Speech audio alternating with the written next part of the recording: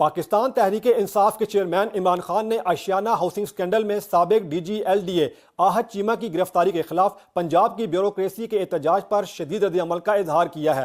इमरान खान का कहना था कि शहबाज शरीफ के फ्रंटमैन आहत चीमा गिरफ्तारी पर ब्यूरोक्रेसी का एहतजाज शर्मनाक है। गॉडफादर शहबाज शरीफ की कारकर्दगी में करप्ट टोला खुद को कानून से बालातर समझता है। अगर इस टोले के हाथ साफ हैं तो एहतसाब से क्यों घबराते हैं। इमरान खान का मजीद कहना था कि मैं एक सियासी नुमा की हैसियत से कानून की हुक्मरानी और एहतसाब पर मुकम्मल ईमान रखते हुए सुप्रीम कोर्ट गया, जहां मैंने अपनी सफाई में 50 से ज्यादा दस्तावेज पेश की।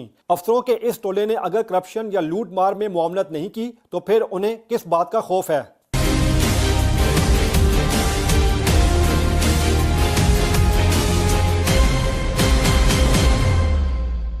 Please subscribe to Hums Up TV and hit the notification icon on the screen to get the latest updates of our channel. Thank you for watching Hums Up TV.